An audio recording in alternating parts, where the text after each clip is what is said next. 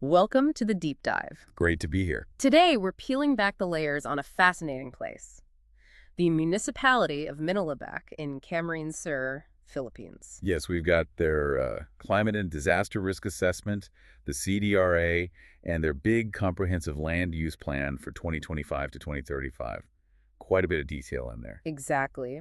And our mission today is to really dig into these sources, pull out the key insights, get a handle on the challenges Minalabac is facing. And see how they're planning for the future, especially with climate change and disaster risks looming. Think of this as your shortcut, your essential guide to understanding how planning and resilience happen at the local level straight from these documents. Okay, let's unpack this. It's genuinely insightful stuff. You really see how these local governments grapple with translating big global issues into concrete plans for their own communities. Absolutely. And Minalabac's history itself seems to, well, underline this focus on dealing with hazards, doesn't it? Tell us a bit about that. It's quite striking. The sources mention that Minalabac was founded way back between 1580 and 1583. Wow. Okay. And even then, hazards were a huge deal. Apparently, the original town site had to be moved Moved. Why? because of frequent typhoons. So this idea of resilience, of adapting, Hmm. it's not new there. It's baked into their history. Dealing with typhoons for centuries. Incredible. Geographically, just remind us, where exactly is it in Camarines Sur, and what's the landscape like? Right, so it's in Camarines Sur province, and the geography is really varied. You've got coastal areas, Okay. upland regions, and then these really extensive lowlands. And the Bile River runs right through it. So that mix must mean different areas face pretty different risks. Exactly. That diverse topography is key to understanding their hazard profile. And economically. Yeah. What keeps Minalabac running? Oh, it's overwhelmingly agricultural. The documents point out something like 92% of the land area is used for farming. 92%. That's huge. It really is. Rice is the big one, nearly 60% of that farmland. Then coconut, around 18%. And fishing, of course, is also pretty significant, especially in those coastal barangays, the local villages or districts, and along the river, too. Right. So a community deeply tied to its land and water, which makes understanding these environmental risks absolutely critical. Let's get into the nitty-gritty of that climate and disaster risk assessment, the CDRA. What's the main point of this document?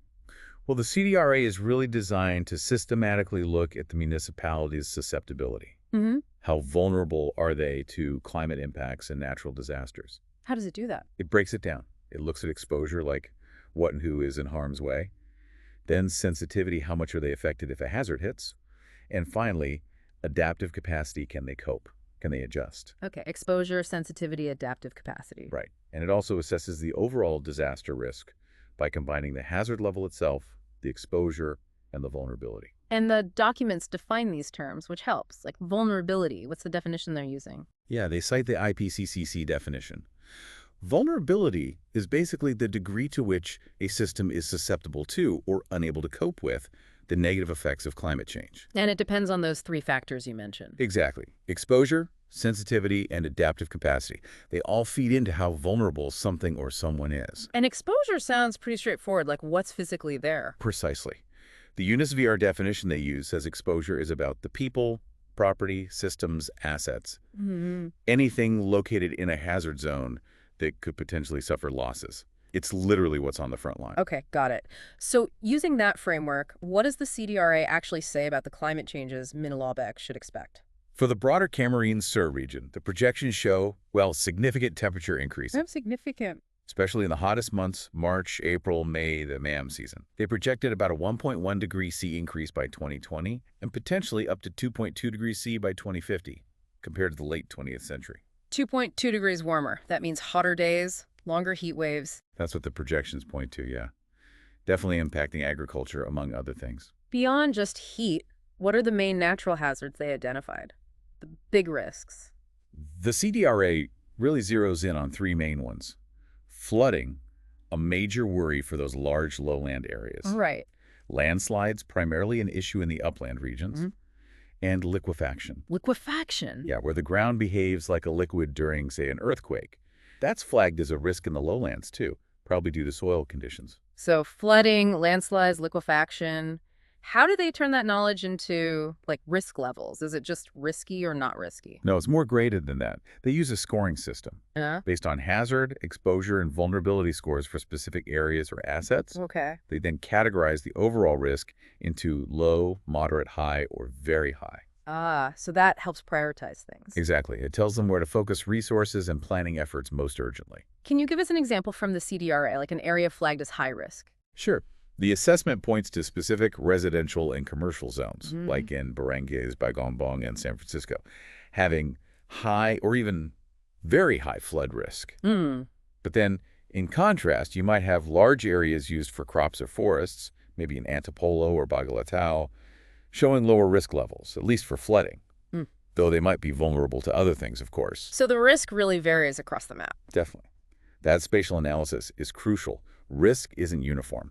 What kind of impacts are they bracing for if these hazards actually hit, especially with climate change potentially making things worse? The potential impacts listed are, well, pretty sobering Mm. and incredibly broad.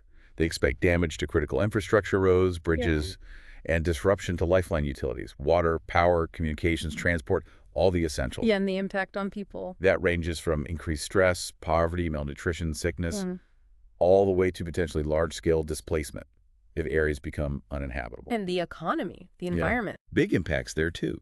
Things like lower agricultural yields, Mhm. loss of biodiversity, food and water shortages, and even disruption to basic services like waste management.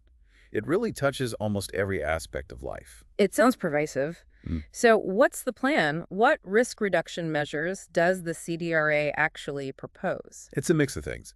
There are proactive steps like awareness campaigns, getting information out to people, installing early warning devices is another. Okay, technology helps. Yes. And structural measures too, like building seawalls for coastal protection, but also, significantly, protecting natural buffers, wetlands, swamps, estuaries, mudflats. Oh, working with nature. Exactly.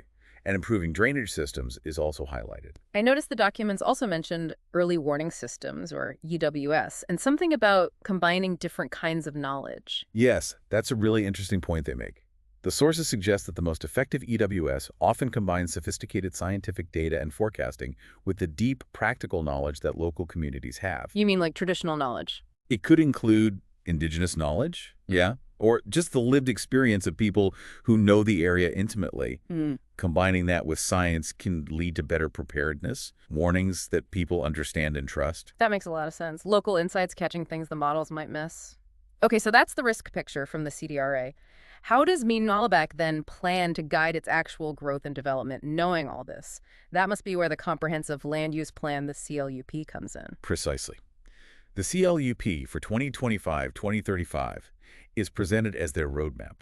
The big goal is steering the municipality towards a sustainable economy and, making it a better place to live for everyone, explicitly thinking about future generations. So it's a long-term vision. Yes, and it tries to weave together economic, social, environmental, and infrastructure goals into a physical plan, a spatial framework for the whole municipality. How does it translate that vision into, like, actual rules on the ground? What can be built where? Through land use classifications and zoning, the CLUP carves up the municipality into different zones. You got huge agricultural zones, naturally, but also specific areas designated as general residential, general commercial, tourism, agro-industrial, institutional, the list goes on. Parks, infrastructure sites like the landfill or terminals. And protected areas. Yes, crucial ones like timberland, mangrove forest, fish sanctuary, and marine reserves. These zones basically dictate what kinds of development and activities are allowed in each specific area. And there's a zoning ordinance that goes with it. What does that do? The zoning ordinance, or ZO, for 2025-2035, is the legal teeth of the CLUP. It's enacted under the local government code to enforce those land use designations. Wow. Its purpose is to make sure development promotes public health, safety, general welfare.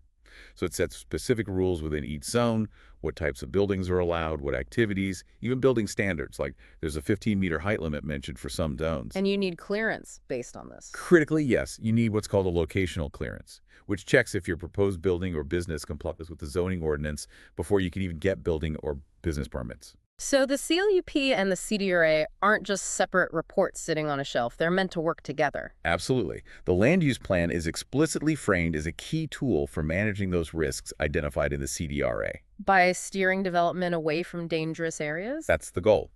By designating zones, the CLUP aims to direct new development towards safer locations. But, and this is a big but, the documents acknowledge, What's that? many people already live in areas identified as danger zones. That highlights just how complex and challenging it is to implement these plans effectively on the ground. That's a tough reality, knowing the risk, but communities are already there. Let's zoom in on some specific sectors the documents looked at. What were the challenges and plans? Environmental management, first you mentioned a really striking statistic earlier. Yes, that finding about waste burning. Nearly 98% of households burning garbage, especially agricultural waste like rice straw. 98%, that's almost everyone. It's incredibly high, and the documents clearly state it's an illegal practice, a major environmental and likely health challenge. So what's the LGU doing? They're trying to tackle it through their solid waste management plan. Part of that involves training farmers on alternatives to burning. There's also mention of household recycling and composting efforts. But they also note there aren't any local junk shops, which makes it hard for people to actually sell their recyclables. It creates a barrier. Yeah. That practical barrier is significant. Okay, what about coastal resources? Minalabac has a coastline. It does. 4 coastal barangays. And the documents highlight some positive steps, like establishing fish sanctuaries and marine reserves, in 2 of them, Bagalataw and Salangagon.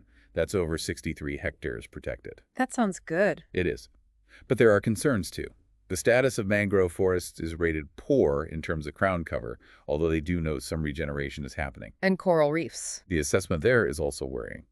Only about 50% live coral cover, and the reefs look heavily fished and generally under stress. What are the main threats? Key issues flagged are illegal fishing, particularly by larger commercial vessels coming into their municipal waters, and pollution. And the plans to address that? Strengthening enforcement, like the Bante Daggett, those are community coastal patrols, more awareness campaigns, and, importantly, developing alternative livelihood options for fisherfolk so there's less pressure on the stressed resources.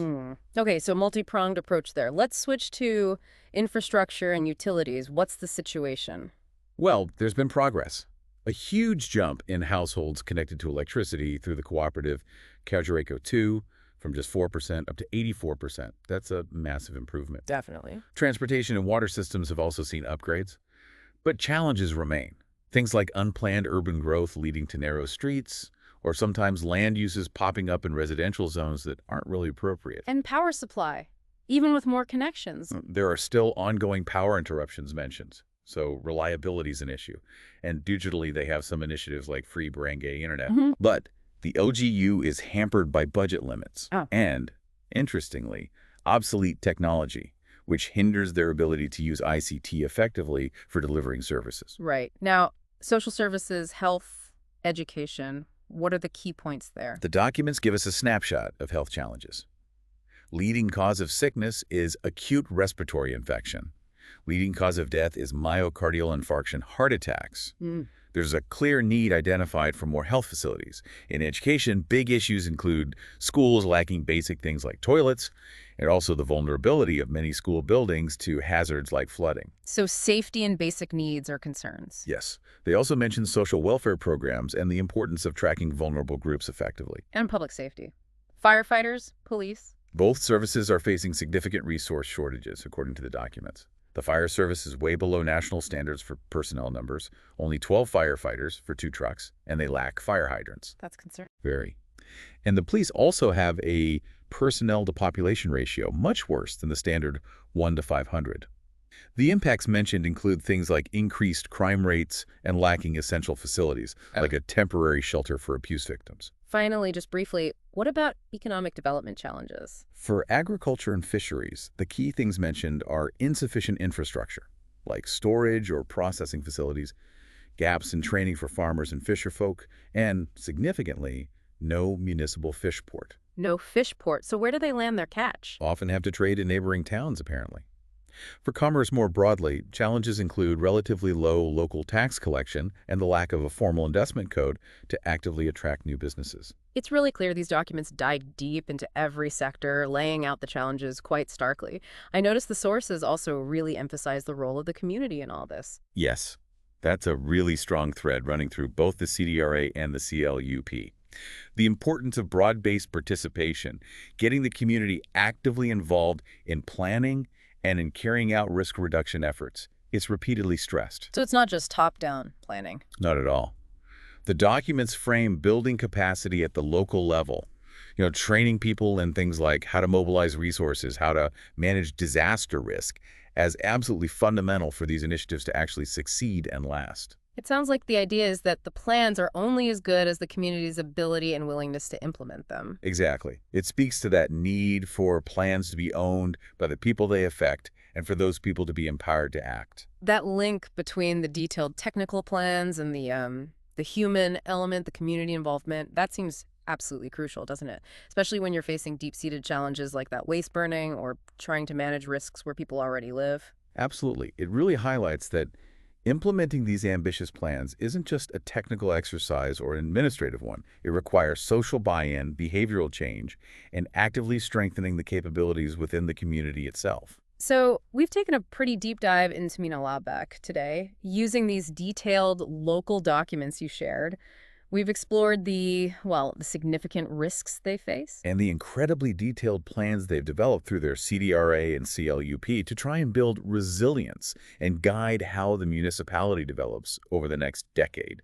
It really is fascinating to see how everything connects from their centuries-long history dealing with typhoons to very current issues like waste disposal, the health of their reefs, or gaps in public safety. And how all of that gets analyzed and folded into this comprehensive vision for the future. This whole deep dive really just underscores the sheer complexity of local governance, doesn't it? Trying to balance economic ambitions, social needs, protecting the environment, all while facing these very real threats from natural hazards and a changing climate.